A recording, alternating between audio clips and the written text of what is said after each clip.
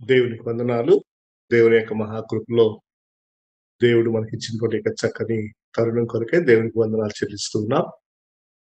దేవుడు మన మధ్యలో ఉండి ఈ యొక్క ప్రార్థనా కూడికలో మనం చేసేటువంటి ప్రార్థన దేవుడు ఆలకిస్తూ ఉన్నాడనే విశ్వాసంతో మనం ముందుకు సాగుదాం, ప్రార్థన చేద్దాం. దేవుడి సహాయం కొరకు దేవుని వైపు చూస్తూ మనము ప్రార్థన చేసుకుందాం.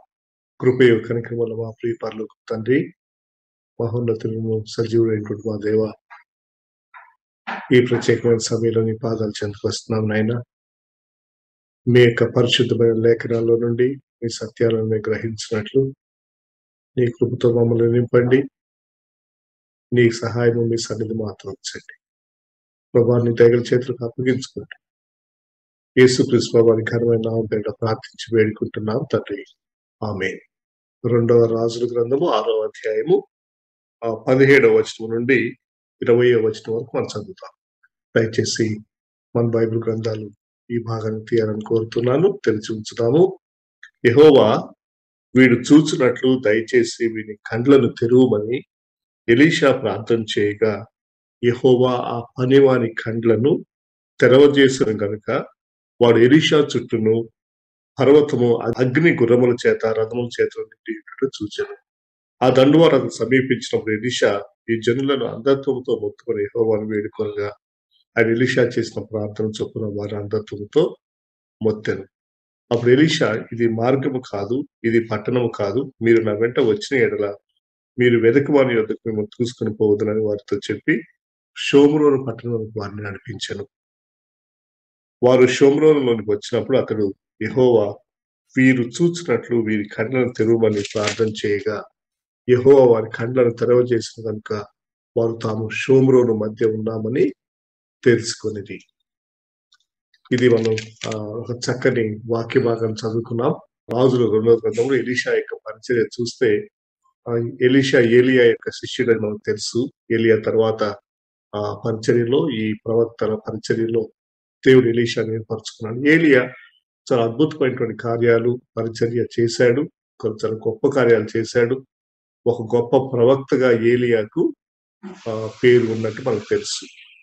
అయితే ఇక్కడ ఎలీషా గురించి కూడా చూస్తే, ఎలీషా కూడా తక్కువేం కాదు. దేవుని చేత ఏర్పాటు చేయబడినటువంటి దైవజనుడు ఎలీషా. చాలా శత్రు సైన్యాలను, మరి ముఖ్యంగా ఇశ్రాయేలీయుల పట్ల, ఇశ్రాయేల్ దేశం పట్ల, ఇశ్రాయేల్ గోత్రము వారు రాజ్యము విభాగింపబడిన తర్వాత ఇశ్రాయేల్ రాజ్యానికి ఎలీషా ప్రవక్తగా ఉన్నాడు. ఆ విషయం మనకు తెలుసు. వీళ్ళకి షోమ్రోను అనేటువంటి ప్రాంతంలో వెళ్ళినటువంటి సమయంలో సిరియా దేశం నుండి సిరియా రాజులు చాలా తీవ్రమైనటువంటి సమస్యను కలుగు చేస్తూ ఉండేవారు. ఇది కూడా మనకు తెలిసిన విషయమే. సిరియా దేశస్తులు, మనం 5వ అధ్యాయం చదివితే సిరియా దేశానికి చెందిన ఒక సైన్యాధిపతి నయమాను ఏ విధంగా వచ్చి స్వస్థత పొందడం మనం చూస్తాం. సిరియా రాజులు అప్పుడే కాదు, ఈ రోజుల్లో కూడా దేవుని బిడ్డలైనటువంటి వారికి, క్రైస్తవులకు వ్యతిరేకంగా సిరియా రాజులు, సిరియా ప్రజలు ఉన్నారు. ఆ రోజుల్లో కూడా అంతే ఉన్నారు. అయితే ఈ సిరియా రాజు అస్తమానము సారిసారికి ఇశ్రాయేలీయుల మీదకి దండెత్తి వచ్చేవాడు యుద్ధం చేయడానికి. ఇక్కడ మనం చదువుకుంటే ముఖ్యంగా 6వ అధ్యాయం మొదటి నుండి, లేకుంటే 6వ అధ్యాయము 8వ వచనం నుంచి చూస్తే, సిరియా రాజు ఇశ్రాయేల్ మీదకి దండెత్తి రావాలని ప్రణాళిక వేస్తాడు. ఒకసారి రావాలనుకుంటాడు, ఒక చోటకి వెళ్ళాలనుకుంటాడు. అలా ఫలాని చోట ఇశ్రాయేలీలను దాడి చేయాలి వాళ్ళ మీద కానీ ఆయన ప్లాన్ చేసుకుంటాడు. అయితే ఆ విషయం ముందే ఇశ్రాయేల్ రాజుకు వర్తమానం వస్తుంది. ఏమని? రాజా, సిరియా దేశస్తులు, శత్రువులు ఫలాని స్థలాల్లో మన మీద దాడి చేయడానికి సిరియా రాజు వస్తున్నాడు కాబట్టి మనం అక్కడి నుంచి తప్పించుకోవాలి. ఆ శత్రువు దాడికి మనం గురవకుండా మనము రక్షించుకోవాలి. సో ఆ స్థలంలో ఇశ్రాయేలీలు ఉండేవారు కాదు. మన సిరియా రాజు రెండవసారి ఇంకొక స్థలానికి, ఇంకొక చోట ఇశ్రాయేల్ మీద దాడి చేయాలని బయలుదేరేవాడు, ప్లాన్ వేసుకున్నవాడు. అక్కడికి వస్తే అక్కడ కూడా ఇశ్రాయేలీలు ఉండేవారు కాదు. ఇక్కడ బైబిల్లో మనం ఏం చూస్తామంటే, ఆ విధంగా సారికి జరుగుతా ఉందట. ఇక్కడ ఆ 10వ వచనము మనం చూద్దాము. 10వ వచనము, 6వ అధ్యాయం 2వ రాజు గ్రంథం. ఇశ్రాయేలు రాజు దైవజనుడు తనకు తెలిపి హెచ్చరిక చేసిన స్థలమునకు పంపి సంగతి తెలుసు తన వారిని రక్షించుకొనెను. ఈలాగు మాటి మాటికి జరుగుచూ వచ్చినందున సిరియా రాజు ప్లాన్ చేసుకోవడం, ఇశ్రాయేలీలైనటువంటి దేవుని బిడ్డల మీద అటాక్ చేయడానికి ఇశ్రాయేలీలేమో తప్పించుకోవడం. సో సిరియా రాజుకు న్యాచురల్ గానే అనుమానం వచ్చింది. ఇదేంటిది? ఏదో ఒకసారి 2 సార్లు అంటే ఏదో యాక్సిడెంటల్ గా జరిగింది అనుకోవచ్చు. సారికి ఇలా జరుగుతా ఉంది. ప్రతిసారి కూడా మనం వెళ్ళాలనుకున్న ప్రతిసారి కూడా వాళ్ళు తప్పించుకుంటున్నారు అని ఆయన ఏమనుకున్నాడంటే, సహజంగా అదే అనుకుంటారు ఎవరైనా. ఏమనుకున్నాడంటే, మనలో ఎవరో మన సిరియా సైన్యంలో ఎవరో మన స్కీమింగ్స్, మన ప్లానింగ్స్ అన్ని కూడా శత్రు సైన్యానికి, ఇశ్రాయేలు రాజుకి తెలియచేస్తున్నారు అని ఆయన అనుకున్నాడు. అని ఆయన ఆలోచిస్తున్నాడు. ఎవరు చెప్తున్నారు మన ప్లాన్స్ అన్ని కూడా? మనం పలానా చోటుకి వెళ్దాం అనుకున్నాం కదా! ఈ విషయం వాళ్ళకెలా తెలుస్తుంది? అని రాజు అనుకున్న సమయంలో, ఆ సిరియా సైన్యంలో ఉన్న ఒక సైనికుడు అంటాడు, రాజుగారు అదేం కాదండి. మీరు పొరపాటు పడుతున్నారు. మనలో ఎవరో ఆ స్పయింగ్ లాగా, గూఢాచార్యం లాగా చేసి మన విషయాలు శత్రువులకు తెలియచేయడం అనేది జరగడం లేదు. అయితే అక్కడ ఇశ్రాయేలీయులలో, దేవుని ప్రజలైనటువంటి ఇశ్రాయేలీయులో ఒక ప్రవక్త ఉన్నాడు. ఆ ప్రవక్త ఎలీషా అనేటువంటి ప్రవక్త. ఆ ప్రవక్తకు మనం ఇక్కడ ఏం మాట్లాడుకుంటున్నామో, మన అంతఃపురంలో ఏం మాట్లాడుకుంటున్నామో అవన్నీ అర్థం చేసుకోగలిగినటువంటి ప్రవక్త. ఆయనకు తెలుస్తా ఉన్నాయి విషయాలు. ఆయన వాళ్ళ రాజుగారిని అలర్ట్ చేస్తా ఉన్నాడు. వాళ్ళ రాజుగారేమో తప్పించుకుంటున్నాడని చెప్పి అసలు విషయాన్ని సిరియా రాజుకి, సిరియా సైనికుడు తెలియజేస్తాడు. అప్పుడేమనుకుంటాడు రాజు, సిరియా రాజు, వాళ్ళ నెక్స్ట్ ప్లాన్ వేస్తారు. అయితే అసలు మనం పట్టుకోవాల్సింది ఆ ప్రవక్తని. ఆ ప్రవక్త దగ్గరికి వెళ్దాం పదండి. ఆ ప్రవక్తను పట్టుకొని రండి. ఆయన ఎక్కడున్నాడో చూడండి అని ఆ ప్రవక్త దగ్గరకు సిరియా సైన్యాన్ని ప్రవక్త ఉండేటువంటి చోటుకు పంపిస్తాడు. ఇక్కడ మనం దేవుని యొక్క వాక్యం చూసినట్లయితే 13వ వచనం చదువుకుందాం. 6వ అధ్యాయం 13వ వచనం నుండి. అందుకు రాజు, మేము మనుషులను పంపి అతను తెప్పించినట్లు నీవు వెళ్లి అతడుండు చోటు చూచి రమ్మని సెలవీయగా అతడు దోతానులో ఉన్నాడని వర్తమానము వచ్చెను. దోతాను. ఒకసారి దోతాన్ అనే ప్లేస్ మీకు గుర్తున్నట్టుది. యేసేపు వాళ్ళ అన్నదమ్ముల కోసం వెతకడానికి వెళ్ళినప్పుడు ఆదికాండంలో ఈ యొక్క విషయాన్ని మనం చదువుకుంటాం. దోతాన్ అనేటువంటి స్థలం. సరే, 14వ వచనం. కాబట్టి రాజు అచ్చటికి గుర్రములను, రథములను, గొప్ప సైన్యమును పంపెను. వారు రాత్రి వేళ వచ్చి నలుదిశలను పట్టణమును పట్టుకొనగా. సో దోతానులో ఎలీషా ప్రవక్త ఉన్నాడు. ఆ సమాచారం తెలిసింది రాజుగారికి, సిరియా రాజుగారికి, శత్రువుకి. ఇక ఏం చేశాడు ఆయన? బలమైనటువంటి రథాలని, గుర్రాల్ని, సైన్యాన్ని పంపించేసి దోతాను చుట్టూ కూడా రాత్రి మొత్తం సైన్యాన్ని చుట్టేశాడు. దోతాను మధ్యలో ఎలీషా ఉన్నాడు. సైన్యం చుట్టూ శత్రు సైన్యం ఎలీషాను పట్టుకోవడానికి వచ్చారు. ఇప్పుడు 15వ వచనం చదువుతాం. 15వ వచనం. దైవజనుడైన అతని పనివాడు, ఎలీషాకు ఒక పనివాడు, ఒక అసిస్టెంట్ ఉన్నాడు ఇక్కడ, ఒక పనివాడు. ఆ దైవజనుడైన ఆ ఎలీషా యొక్క పనివాడు 15వ వచనంలో పెందల కడ లేచి బయటకు వచ్చినప్పుడు గుర్రములను, రథములను గల సైన్యము పట్టణమును చుట్టుకునేందుట కనపడెను. ఉదయాన్నే ఈ పనివాడు లేచాడు. ఎదురుగా లేచుంటారులేండి, కానీ ఇక్కడ విషయము 15వ వచనం నుండి విషయము పనివాడి గురించి ఉన్నది. ఎలీషా యొక్క పనివాడు దోతానులో. వాడు ఉదయాన్నే లేచేసరికి చుట్టూ ఆ పట్టణం చుట్టూ ఎవరున్నారు? సిరియా రాజు యొక్క సైన్యం. వాళ్ళ రథాలు ఉన్నాయి, వాళ్ళ గుర్రాలు ఉన్నాయి, సైన్యం ఉంది. సో న్యాచురల్ గా ఏమనిపిస్తుంది చెప్పండి? మీరు ఒకవేళ ఎప్పుడైనా మన జీవితంలో ఉదయాన్నే లేచినప్పుడు ఫ్రెష్ గా కోరుకుంటాం కదా, ఫ్రెష్నెస్ ఆఫ్ ద మార్నింగ్. ఉదయాన్నే క్వైట్ టైం చేసుకోవడమో, ప్రార్థన చేసుకోవడమో, లేకపోతే చక్కగా ఉదయకాలం, ప్రాతకాల సమయం చాలా ప్లెజెంట్ గా ఉంటుంది కాబట్టి ఏదైనా ఒక ప్లెజెంట్ మూమెంట్స్ ని మనం కోరుకుంటాం. కానీ ఇక్కడ కాంట్రరీగా ఉంది, ఇక్కడ వ్యతిరేకంగా ఉంది పరిస్థితి. ఈ పనివాడు లేచేసరికి, ఉదయాన్నే లేచేసరికి, పెందలకడే లేచేసరికి ఒక భయం కలిగించేటువంటి ఒక విషయాన్ని పనివాడు చూస్తున్నాడు. ఏం చూస్తున్నాడు?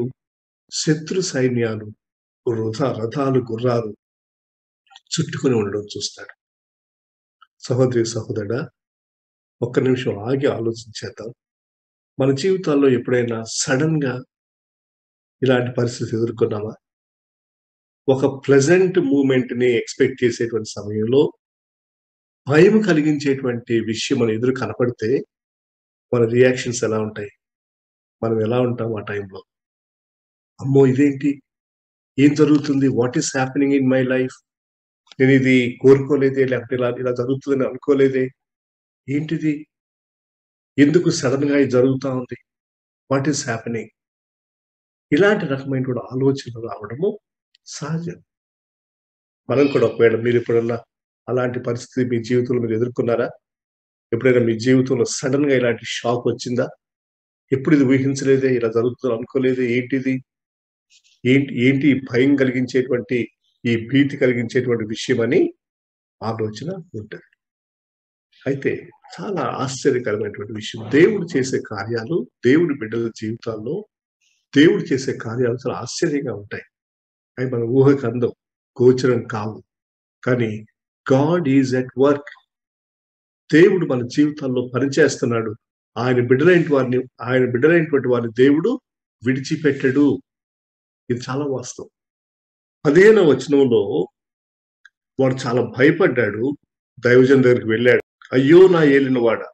మనం ఏమి చేయదుము అని ఆ దైవజనునితో అనగా మంచి విషయం. దైవజనునికి చెప్పడం మంచి విషయం. వాడి బాధను వాడితోనే ఉంచుకోకుండా, ఒక్కడైతే అవ్వకుండా వెంటనే ఆ విషయం ఎప్పుడైతే గమనించాడో, తనకు ఒక ప్రాబ్లమ్ ఉంది, ఒక సమస్య ఉంది, ఒక భయంకరమైన పరిస్థితి తన జీవితంలో ఎదుర్కొంటున్నాడు, తను చూస్తున్నాడన్న విషయం తెలియగానే వెంటనే ఆ నాయకుని దగ్గరికి వెళ్లి, ప్రవక్త దగ్గరికి వెళ్లి, ప్రవక్తకు ఆ యొక్క విషయాన్ని, సమాచారాన్ని అందిస్తున్నాడు. అయ్యో! నా ఏలినవాడా! ఏం చేద్దాం? What shall we do? మంచి ప్రశ్న. మంచి ఆలోచన. చాలా చక్కగా ఒక విధంగా ఆ విషయం చెప్పాలంటే, ఈ 2 విషయాల్లో ఈ పనివాడిని మనం అభినందించాలి. We need to appreciate. మీరు గమనించుంటారు వాక్యాన్ని. ఒకటి పెందలకడ లేచి, రెండవది ఎలీషా ప్రవక్త దగ్గరికి వెళ్లి విషయాన్ని తెలియచేయడం.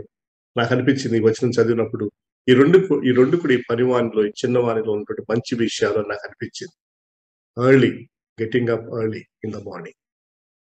Secondly, taking the matter to the leader. నాయకుడు. వాడికి అర్థం కావడం లేదు, తెలియడం లేదు. నాయకుడు, ప్రవక్త ఉన్నాడు. సేవకుడు, దైవజనుడు ఉన్నాడు. ఆ దైవజనుల సమాచారాన్ని, విషయాన్ని తీసుకుని వెళ్ళాడు. అయితే 16వ వచనంలో ఎలీషా మాట్లాడుతున్నాడు చూడండి. అతడు భయపడవద్దు, మన పక్షంలో ఉన్న వారు వారి కంటే అధికులై ఉన్నారని చెప్పి. ఎలీషా యొక్క ప్రతిస్పందన చాలా చక్కగా ఉంది. ఆ పనివాని విషయం అర్థమైపోయింది. పనివాని యొక్క సిట్యుయేషన్ గమనించాడు. బాబు, నువ్వు భయపడొద్దు. మన పక్షంగా ఉన్నవారు వారి కంటే అధికముగా ఉన్నారు. చాలా ధైర్యాన్ని కలిగించేటువంటి మాట. డోంట్ వరీ, ఫియర్ నాట్, భయపడవద్దు అని ఎలీషా చక్కని మాట చెప్పాడు. అయితే అంతటితో ఆగకుండా ఎలీషా ఇంకొక మంచి పని చేశాడు. అది మనం ఇప్పుడు చదువుకున్నటువంటి 17వ వచనం. నిజంగా దైవజనుడు ఎలీషా చాలా గొప్ప సేవ, గొప్ప పరిచర్య, గొప్ప సహాయము ఆ పనివానికి ఆ విషయంలో చేశాడు. ఏంటది? చదువుదాం మరలా 17వ వచనం. యెహోవా వీడు చూచున్నట్లు దయచేసి వీని కండ్లను తెరవమని ఎలీషా ప్రార్థన చేయగా. ఎలీషా ప్రార్థిస్తున్నాడు. ఈ వ్యక్తి యొక్క సమస్య ఎలీషాకు అర్థమైంది. ఏ వ్యక్తి? తన పనివాని యొక్క, తన అసిస్టెంట్ యొక్క సమస్య అర్థమైంది. తన పనివాడు, తన అసిస్టెంట్, సహోదరుడు, చిన్నవాడు వయసులో, అనుభవంలో, అన్నిట్లో తను సిరియా సైన్యం యొక్క గుర్రాలను, రథాలను, సైన్యాన్ని చూసి భయపడుతున్నాడే కానీ అంతకంటే ఎక్కువ చూడలేకపోతున్నాడు. వాడి దృష్టి కొంత షార్ట్ సైటెడ్. కొంతవరకే చూడగలుగుతున్నాడు.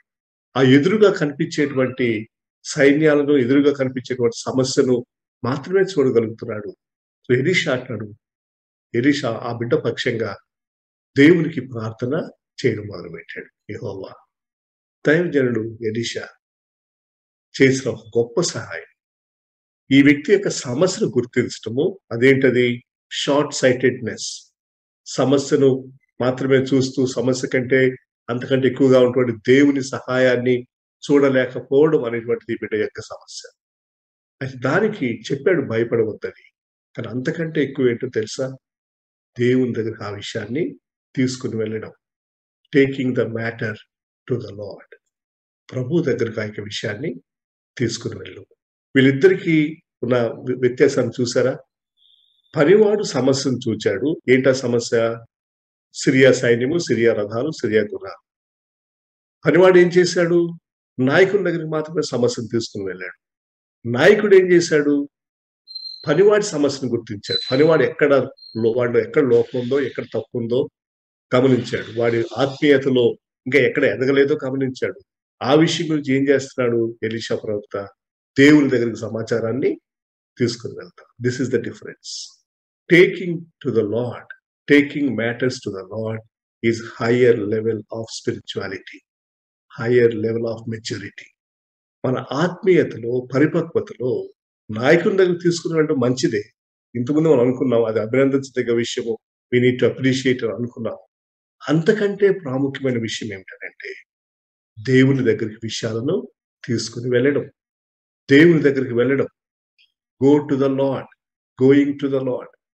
దేవుని దగ్గరికి వెళ్ళి దేవుని సన్నిధిలో విషయాలను తెలియచేయడం. యెహోవా, వీడు చూచున్నట్లు వీని కన్నులు తెరువుము. ఇక్కడ ఇంకొక విషయం ఆలోచన చేస్తే, వీడు చూడడం లేదా? పనివాడికి కనబడడం లేదా? కనబడుతున్నది కాబట్టే కదా గుర్రాలు, రథాలు, సైన్యం కనిపించేది. సో కనిపిస్తున్నాయి, చూస్తున్నాడు. అది ఏమి చూడడం లేదు, ఏమి కనపడడం లేదు. వాడు భౌతిక నేత్రాలతో, ఈ నేకెడ్ ఐస్, భౌతిక నేత్రాలతో ఏమి చూడగలడు అదే చూస్తున్నాడు. కానీ వాడు చూడవలసింది అంతకంటే ఎక్కువగా చూడాలి.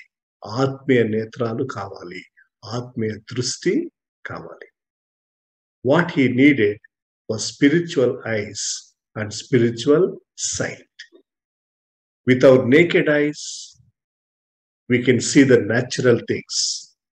మన బాహ్య నేత్రాలతో, భౌతిక నేత్రాలతో సహజమైనటువంటి, సహజపరమైనటువంటి, సామాన్యమైనటువంటి విషయాలనే చూడగలము. అంతకంటే ఎక్కువగా అతీతంగా చూడడానికి, దేవుని కార్యాలను చూడడానికి, దేవుని విషయాలను అర్థం చేసుకోవడానికి ఈ భౌతిక నేత్రాలు చాలవు. ఆత్మీయ నేత్రాలు కావాలి, ఆత్మీయ దృష్టి కావాలి.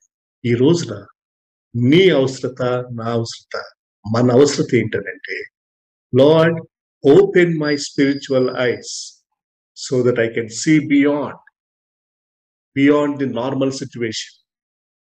మామూలుగా జరుగుతున్న విషయాల కంటే, అంతకంటే అతీతంగా ఉన్నటువంటి విషయాలను చూడడానికి నాకు నేర్పించు ప్రభా.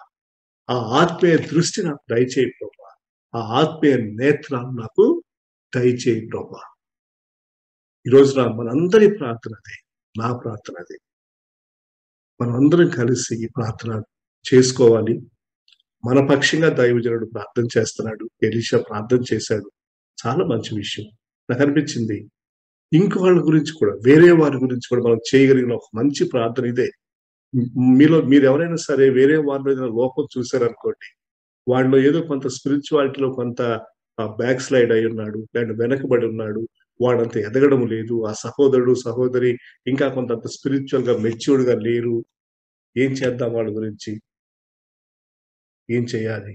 ప్రే about them, pray for them. ఏమని? ప్రభువా, ఫలాని సహోదరుడు ఇంకా న్యాచురల్ గానే, సహజపరంగానే, వరల్డీగానే, ఫ్లెష్ శారీరకంగానే, శరీరకంగానే ఆలోచిస్తున్నాడు ప్రభువా. ఆ సహోదరుని యొక్క మనోనేత్రాలు తెరవండి. Open his eyes that he may see.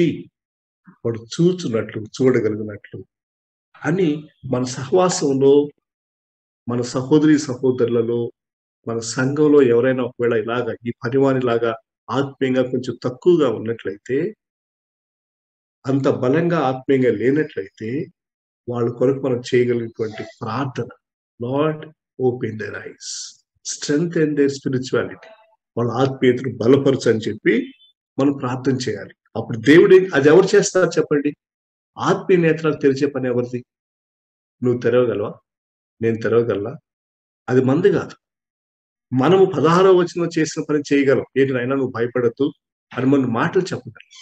ఆత్మీయ నేత్రాలు తెరిచే పని దేవుడి. That you and I cannot do it. We cannot do it. చేయలేమని. అది దేవుడే చేయాలి. దేవుడు చేసే పనిని దేవుడే చేయాలి. ఆ దేవుని దగ్గరికి మనం వెళ్ళి దేవునిని బ్రతిమలాడాలి, అడగాలి, ప్రార్థించాలి. అది దేవుడే చేస్తాడు. God alone can do it. You and I cannot do it. అంచేత ఎలీషాకి విషయం తెలుసు. వాడి మనోనేత్రాలు తెరవగలడం దేవుని పని కాబట్టి, దేవుని కార్యం కాబట్టి, దేవుని చేతులకు వాడిని ఎలీషా అప్పగించాడు. అప్పుడు దేవుడు ఏం చేశాడు? 17వ వచనంలో 2వ భాగంలో, యెహోవా పనివాని కండ్లను తెరవ చేసెను. అప్పుడు ఏం చూశాడో చూడండి. 17వ వచనం తర్వాత భాగంలో, ఆ పనివాని కండ్లను తెరవ చేసిన గనుక వాడు ఎలీషా చుట్టూను పర్వతము అగ్ని గుర్రముల చేత రథముల చేతను నిండి ఉండుట చూచెను. ఎప్పుడైతే ఆ మనోనేత్రాలు తెరవబడ్డాయో, ఆత్మీయ నేత్రాలతో ఆ పనివాడు ఏం చూశాడంటే, ఈ సిరియా సైన్యానికి, గుర్రములకు, రథములకు, ఎలీషాకు మధ్యలో ఇంకొక లేయర్ ఉంది. ఆ లేయర్ ఏంటి? దేవుని యొక్క సైన్యం, the army of God, the chariots of fire, అగ్ని రథములు, దేవుని యొక్క సైన్యం, దేవుని యొక్క కాపుదల. ఎలీషా చుట్టూ పర్వతము అగ్ని గుర్రముల చేత రథముల చేత నిండి ఉండుట చూచాను. అది చూసిన తర్వాత వీ కెన్ ఇమాజిన్ ఆ పనివాడు ఎంతో ఉత్సాహపడి ఉంటాడు, ఎంతో ధైర్యపడి ఉంటాడు, ఎక్సైట్ అయి ఉంటాడు. ఎందుకంటే ఎప్పుడైతే దేవుని యొక్క దేవుని యొక్క సైన్యాన్ని చూచాడో, దేవుని యొక్క అగ్ని రథములను చూచాడో, ఇప్పుడు సిరియా సైన్యము చాలా చిన్నగా కనిపిస్తుంది. సిరియా సైన్యం గుర్రాల రథాలు వాటికి వాల్యూ లేదు. వాటి గురించి భయపడాల్సిన అవసరము లేదు. ధైర్యం వచ్చేసి ఈ బికేమ్ కాన్ఫిడెంట్. అంతే. మనం ఎప్పుడైతే సమస్య వైపు చూస్తామో, సమస్య చాలా పెద్దదిగా కనిపిస్తుంది. ఎప్పుడైతే దేవుని వైపు చూస్తామో, సమస్య చిన్నదిగా కనిపిస్తుంది, దేవుడు పెద్దగా కనిపిస్తాడు. అది చూడడానికి ఈ బాహ్య నేత్రాలు సరిపోవు, ఆత్మీయ నేత్రాలు కావాలి. దేవుడు మన కళ్ళు తెరవాలి. ఆ ఆత్మీయ అనుభవం మనము కలిగి ఉండాలి. దేవుని వైపు లార్డ్ ఓపెన్ మై ఐస్, నా కళ్ళు తెరవండి. మీరు నా జీవితంలో ఏం చేస్తున్నారు? నా జీవితంలో ఎందుకు ఈ పరిస్థితి మీరు అనుమతించారు? దేవునికి తెలియదా సిరియా సైన్యం వస్తుందన్న విషయం? సిరియా సైన్యము ఎలీషాను పట్టుకోవడానికి దోతాను చుట్టూ కూడా పట్టణాన్ని చుట్టివేశారన్న విషయము దేవునికి తెలుసా? అంతకుముందు చాలాసార్లు మాటికి ఇశ్రాయేలు రాజుల మీదకి దండెత్తి రావడానికి వస్తున్నప్పుడు అసలు అక్కడ ఇశ్రాయేలీలే లేకుండా దేవుడు కాపాడాడు. కానీ ఇక్కడ దోతాల్లో ఉన్నటువంటి ఎలీషా చుట్టూ మాత్రం సిరియన్లు ముట్టడి వేశారు. దేవుడు అనుమతించాడు. దేవుడు అనుమతించకుండా మన జీవితాలు ఏది కూడా జరగదు. Unless God permits, unless God allows, nothing can happen in our lives. Nobody can touch us, come nearer to us.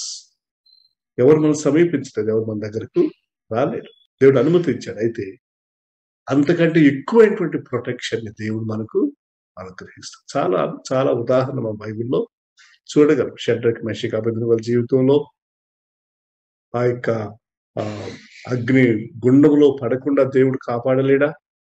కాపాడగలడు. చాలాసార్లు మనం అనుకుంటాం, అగ్నిగుండంలో పడకుండా సహాయం చేయొచ్చు కదా, కాపాడొచ్చు కదా, అగ్నిగుండం ఇంకా హీట్ తగ్గించవచ్చు కదా, వాళ్ళు ఏడంతా ఎక్కువ చేశారు. వాటిని దేవుడు మనం అనుకుంటాం, సిరియా సైన్యం రాకుండా చేయొచ్చు కదా, లేకుంటే ఆ సిరియా సైన్యం వస్తుంది కాబట్టి ఆ ఎలీషాని ఇంతకుముందు జరిగినట్టుగా ఇప్పుడు దోతాను లేకుండా ఇంకో ప్లేస్కి వెళ్ళొచ్చు కదా. అంతకుముందు చాలాసార్లు ఇశ్రాయేలీయులు ఆ విధంగా వాళ్ళు ఆ ప్లేస్కి వెళ్లకుండా వాళ్ళు కాపాడబడ్డారు. కానీ దేవుని విధానాలు, దేవుని పద్ధతులు, దేవుడు మన జీవితాల్లో జరిగించేటువంటి విషయాలు దేవుడు చేస్తాడు. దేవునికి తెలుసు. అది వాటిని మనం అనుమతించటము, అంగీకరించటము, వాటిల్లో కూడా దేవుడు మనకి ఏమి నేర్పిస్తున్నాడో తెలుసుకోవడం చాలా ప్రాముఖ్యమైనటువంటి విషయం. మరి ఇంకొక 1-2 వచనాలు చదువుకొని మనం తెలుసుకుందాం. ఎఫెసీ పత్రిక 1వ అధ్యాయం 17-18 వచనాలు కలిసి ఉన్నాయి. నేను చదువుతున్నాను, దయచేసి గమనించండి. మరియు మీ మనోనేత్రములు వెలిగింపబడినందున ఆయన మిమ్మల్ని పిలిచిన పిలుపు వలన నిరీక్షణ ఎట్టిదో, పరిశుద్ధులు ఆయన స్వాస్థ్యం యొక్క మహిమైశ్వర్యం ఎట్టిదో, ఆయన క్రీస్తునందు వినియోగపరిచిన బలాతిశయమును బట్టి విశ్వసించు మన యందు ఆయన చూపుచున్న తన శక్తి యొక్క అపరిమితమైన మహత్యం ఎట్టిదో మీరు తెలుసుకునే వాళ్ళని మన ప్రభైన యేసుక్రీస్తు యొక్క దేవుడైన మహిమ స్వరూపి యొక్క తండ్రి తను తెలుసుకున్నట్టు ఎందు మీకు జ్ఞానమును ప్రత్యక్షతను గల మనసు అనుగ్రహించినట్లు నేను నా ప్రార్థన ఎందు మిమ్మల్ని గురించి విజ్ఞాపన చేయుచున్నాను. మీ మనోనేత్రములు వెలిగింపబడినందున, ఎప్పుడైతే మన మనోనేత్రాలు వెలిగింపబడతాయో ఇవన్నీ కూడా 17 నుంచి 18 వచనాల్లో ఉన్నటువంటి విషయాలు, ఆ బలాతిశయం ఎట్టిదో, ఆ మహిమైశ్వర్యం ఎట్టిదో, ఆ నిరీక్షణ యొక్క ఫలం ఎలాంటిదో, నిరీక్షణ ఎట్టిదో, ఇవన్నీ కూడా చూడడానికి అపరిమితమైన మహత్యం ఎట్టిదో మీరు తెలుసుకోవాలని. సో ఆ నిరీక్షణ ఎట్టిదో మనం తెలుసుకోవాలి, ఆ బలాతిశయం ఎట్టిదో మనం తెలుసుకోవాలి, ఆ అపరిమితమైన మహత్యం ఎలాంటిదో తెలుసుకోవాలి. తెలుసుకోవడానికి మన మనోనేత్రాలు తెరవబడాలి. యేసుక్రీస్తు ప్రభువులో మనకున్నటువంటి రిచెస్ ఇన్ క్రైస్ట్, క్రీస్తు ప్రభువులో మన కొరకు దాచబుచ్చి ఉన్నటువంటి ఆ యొక్క ఆశీర్వాదాన్ని, పర సంబంధమైనటువంటి ఆశీర్వాదాలు, ఆ అగ్ని రథాలు, దేవుని యొక్క సైన్యాన్ని చూచేటువంటి మనోనేత్రాలు మనకు కావాలి. భయపడే అవసరం లేదు, అధైర్యపడే అవసరం లేదు, కృంగిపోయే అవసరం లేదు. God is at work. దేవుడు పని చేస్తున్నాడు, మన పక్షంగా ఉన్నాడు. యోహాను పత్రిక మొదటి పత్రిక 4వ వచనం, 4వ అధ్యాయం 4వ వచనాన్ని చదువుకున్నాం. మనము దేవుని సంబంధులము, దేవుని ఎరిగిన వాడు మన మాట విను, దేవుని సంబంధి కాని వాడు మన మాట వినడు. ఇందువల్ల మనం సత్య స్వరూపమైన ఆత్మ ఏంటిదో, భ్రమపరిచే ఆత్మ యొక్క ఆత్మ ఏదో తెలుసుకొచ్చున్నాము. సో దేవుడు ఆయన కృపతో, ఆయన ఆత్మతో మనం నింపి బలపరిచేవాడు విషయాన్ని జ్ఞాపకం పెట్టుకొని ఆయన కృపలో మనం ముందుకు సాగుదాం. ప్రార్థన చేద్దాం. కృపా కార్యక్రమంలో మా ప్రియ పరలోక తండ్రి, మీకు స్తోత్రాలు. చాలాసార్లు మేము ఈ శారీరకమైనటువంటి ఆలోచనలతో ప్రభా, శరీర సంబంధమైనటువంటి విషయాల మీదనే మేము దృష్టి ఉంచుతూ ఉన్నాం. ఆత్మ సంబంధమైనటువంటి విషయాలు ప్రభా ఎరిగిన వారిపై అంతకంటే అతీతంగా ముందుకు చూడగలిగేటువంటి ఆత్మ నేత్రాలను, మనోనేత్రాలను మీరు మాకు అనుగ్రహించాలని, మనోనేత్రాలు వెలిగింపబడినటువంటి అనుభవం కలిగి ఉండాలని ప్రార్థన చేస్తున్నాం. ప్రభా, మా జీవితంలో మేము ఎలాంటి పరిస్థితుల్లో వెళ్తున్నాము, సంఘంగా, సహవాసంగా ప్రభా ఇన్ని సంవత్సరాలు మీరు మమ్మల్ని కాపాడారు. మా ప్రభా గత 10 సంవత్సరాలు పరిచర్యకు మీరు తోడుగా ఉండి మా ప్రభా మీరు ఎంతో చక్కగా మీరు నడిపించిన విధానం కొరకు వందనాలు. ముందున్న సంవత్సరాల్లో ప్రభా ఇలాంటి తెరవబడినటువంటి నేత్రాలతో ప్రభా అనేకమైన గొప్ప కార్యాలు చూచేటువంటి నీ మహత్యాన్ని, నిరీక్షణ, మీ యొక్క మహిమను చూచేటువంటి ఆ అనుభవంలోకి నడిపించమని వేడుకుంటున్నాం. నీ కృపకు అప్పగిస్తూ మా ప్రియ సహోదరుడు దైవజనుడు అన్న కొరకు వందనాలు, అక్క కొరకు స్తోత్రాలు, సంఘం అంతటి మట్టి మీకు వందనాలు. నీ కృపలో బలపరిచి నడిపించుకొని యేసుక్రీస్తు వారి పరిశుద్ధమైన నామమున ప్రార్థిస్తున్నాం తండ్రి. ఆమేన్.